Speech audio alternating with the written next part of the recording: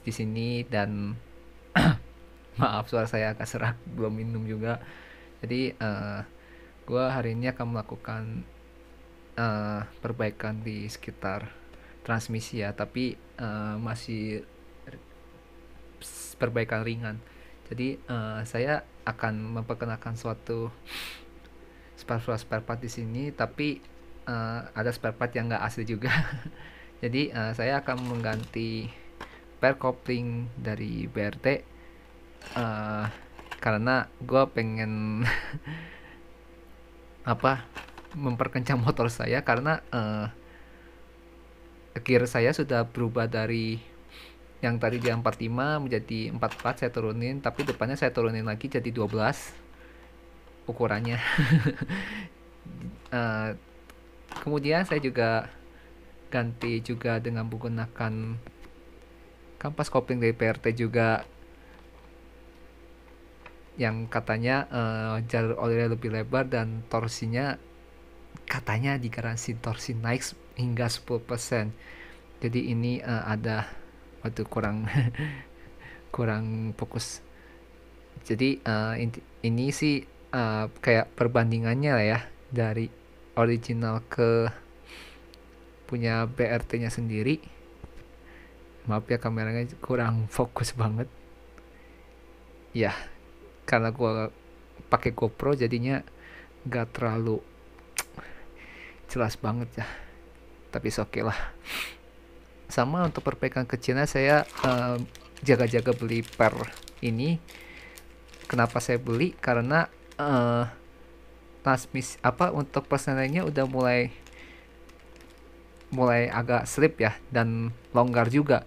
Jadi ketika saya naikin gigi sebenarnya nggak ada masalah. Tapi untuk turunin giginya dari 5 ke 4, totalnya cuma 5 ke 4, itu mendelep ke bawah, nggak balik lagi, harus disentil pakai kaki. Wis, sentil pakai kaki, harus dicongkel pakai kaki baru bisa balik lagi.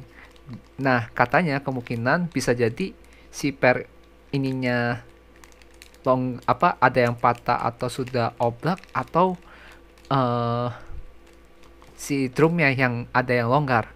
Tapi nanti saya cek, takutnya juga longgar. Soalnya pernah ya saya sebelum ganti rantai, karena rantai saya juga sudah waktunya diganti, itu juga malah lebih parah lagi. Gigi 3 kadang juga turun, kadang gigi 2 juga mendelep juga, kadang gigi 1 juga mendelep. Kalau udah ganti gear set juga, gear saja juga sudah ganti dari SSS juga, dan rantainya juga dari merek gak terkenal gitu sih, dari The Cross ingat saya. Cuma saya lupa saya videoin juga.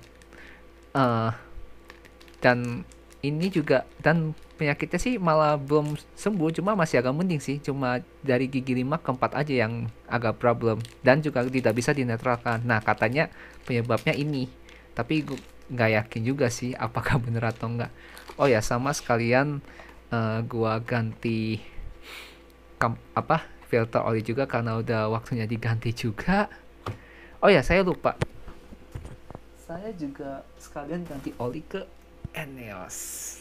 Nah, kenapa saya ganti Eneos? Karena saya tidak punya uang untuk membeli motor. Jadi, bila kalian pengen saya beli motor, tolong ya sawer saya di Saweria. Link ada di deskripsi. Oh ya, untuk belinya ini sebenarnya saya jual di Dramus Shop, tapi karena barangnya lagi kosong, jadi saya beli di supermarket deket kosan saya. Lumayan, harganya lumayan sih, sekitar 60 ribuan. Dulu sih Eneos ini mahal banget, cuma karena sudah ada pabriknya di Indonesia, jadi harganya jadi lebih murah.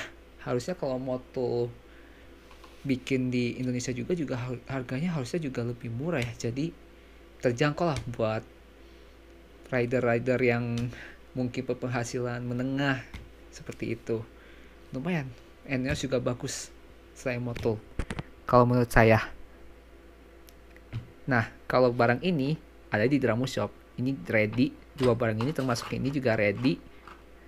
Link ada di deskripsi di bawah juga. Kalau yang ini tinggal beli di Yamaha bengkel resminya. banyak.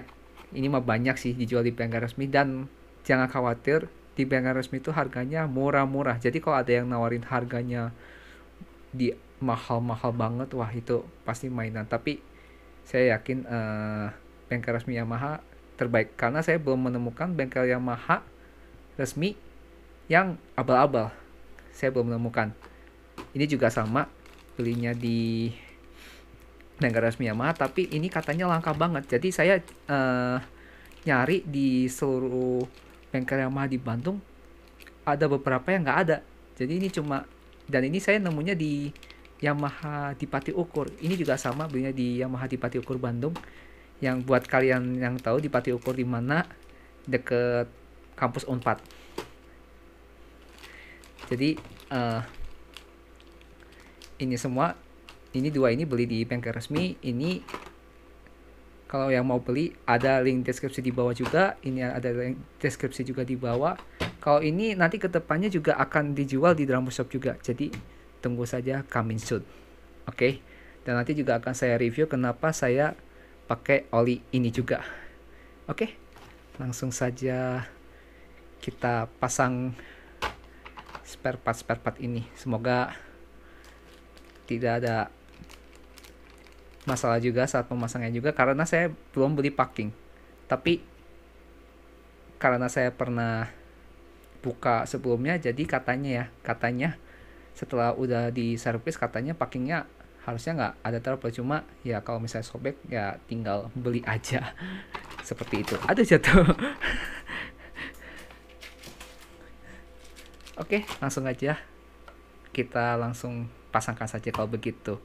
Untuk tutorial pasangnya banyak lah, ini juga banyak, ini juga banyak, ini apalagi banyak juga, cara-cara ganti olinya juga banyak. Ya pokoknya cari aja tutorial di YouTube, di Google, banyak sekali. Mungkin ini saya juga ya agak jelasin dikit lah ya soal ini lah ya, kalau niat. Oke, let's go pasang.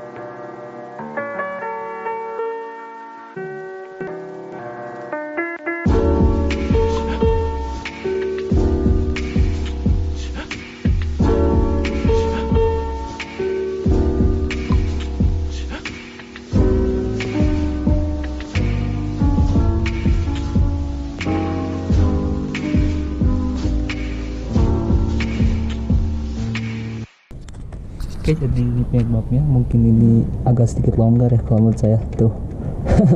Longgar banget. Ternyata bener sih penyebab apa si ininya jadi longgar. Jadi sebenarnya sih saya mau copot ini juga sih karena takutnya PR juga ada soal, tapi yang saya lihat sih ternyata nggak terlalu masalah dan agak susah untuk copotnya sebenarnya. Sebenarnya bisa sih. Cuma agak pelan-pelan aja sih, tapi gue takut kena si ininya juga sebenarnya, trigi dari si per itu sendiri. Ini saya nggak lepas aja.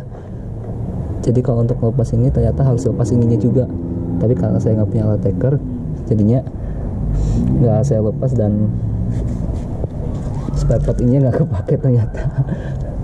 Ya nggak masalah, cuma 7.000 doang sih spare ini doang di bengkel resminya juga.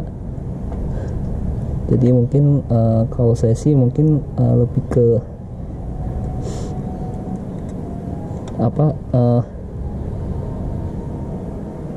masih panjangin.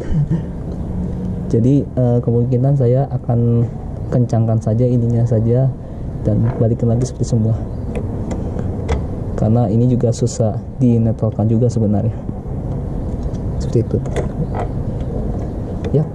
Kencangkan saja, ini kayaknya pakai kabel L ini mah, kabel L pakai kabel lagi dan ini menggunakan kunci L seperti itu ya.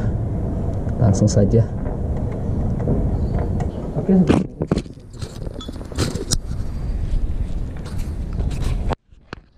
Mencoba dulu ya sebenarnya. Dan saya lupa. Tapi sebenarnya udah nggak masalah sih. Jadi harusnya tuh udah agak enakan sih. Tuh. Nah, ternyata tuh udah enak banget. Jadi sudah cukup sih. Jadi ininya nggak kepake. Ternyata kuat juga ya besi ini ya ternyata.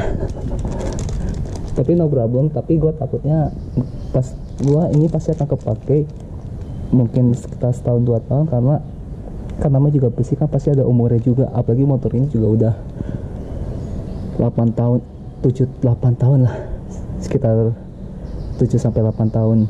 Takutnya pas sudah 10 tahun ada trouble juga sama, takutnya juga. Dan takutnya ini pasti akan longgar lagi karena sering pemakaian waktu juga.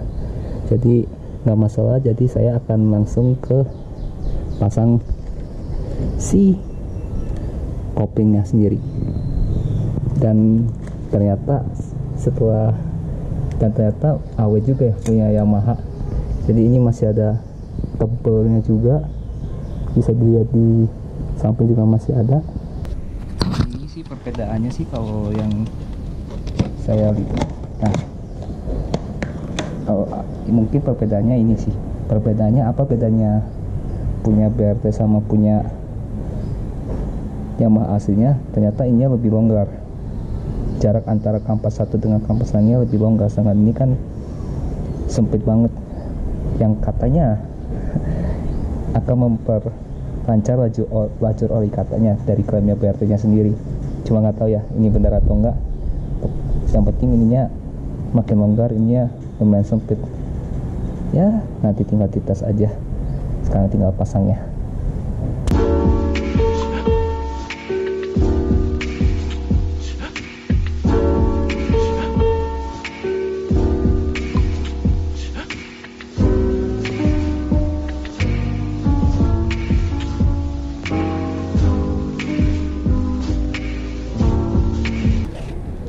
Oke, diperhatikan saat pemasangan tutup bak kopling, tutupnya koplingnya itu sendiri. Jadi kalau nggak salah ini ada titiknya dan ini ada titiknya, jadi harus disejajarkan dengan titiknya seperti ini. Nah, ini ada titiknya, ini ada titiknya sejajar, tinggal pasang. Selanjutnya saya akan menjelaskan perbedaan dari per kopling BRT dengan per kopling original. Ini kayaknya udah agak pudar juga, dan ininya lumayan lembek juga, tapi kalau ini keras banget. Saya mencet biasa aja tuh. agak susah untuk mencetnya juga. Kalau ini tuh, ini gue nggak pakai tenaga sama sekali, ini dalam keadaan lemes banget. Sedangkan ini tuh nggak ketekan sama sekali. Jadi ini lembek banget, dan ini alurnya ini lebih longgar ini malah daripada yang aslinya. Saya juga bingung kenapa longgarnya harus dipendek-pendekin, tapi ya sudahlah, mending pasang saja kalau gitu.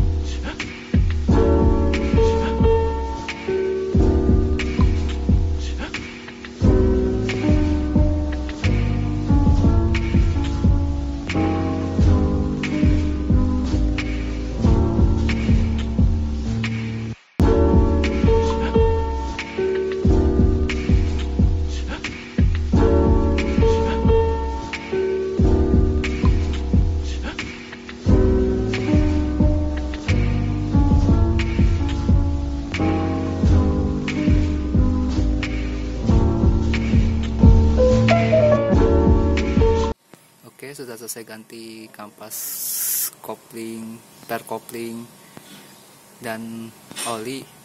Tadi ada trouble sebenarnya, ininya patah. Jadi mungkin gue akan ke bengkel, atau bengkel resmi atau bengkel non resmi.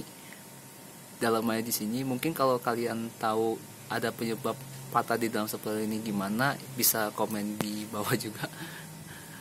Jadi kalau saran saya untuk pasang mur seperti ini jangan terlalu kencang-kencang banget, sama jangan terlalu dipaksa. Nanti akan kejadian seperti saya, karena ternyata mur ini rapuh juga. Sama kalau misalnya mau buka mur di bagian mesin, jangan dalam keadaan panas, karena nanti juga akan merusak mur, juga bisa jadi patah di dalam juga. Itu sangat ribet banget, sumpah. Saya juga bingung nanti bukanya ini gimana, entah nanti ke bengkel resmi atau gimana, atau harus ganti mesin. Ya gak masalah. Jadi sekarang waktunya sudah mulai menung, jadi mungkin saya setel sedikit lah untuk koplingnya sendiri. Dan sudah, untuk nyobanya mungkin ada di next video saja. Oke, jangan lupa like, share, dan komen juga. Sekian dari saya, tunggu video saya untuk mencoba motor ini setelah diganti kampas kopling dan per kopling juga dan sudah saya benerin juga untuk personel yang juga yang bermasalah. Oke, sekian. Salam aspal bakar.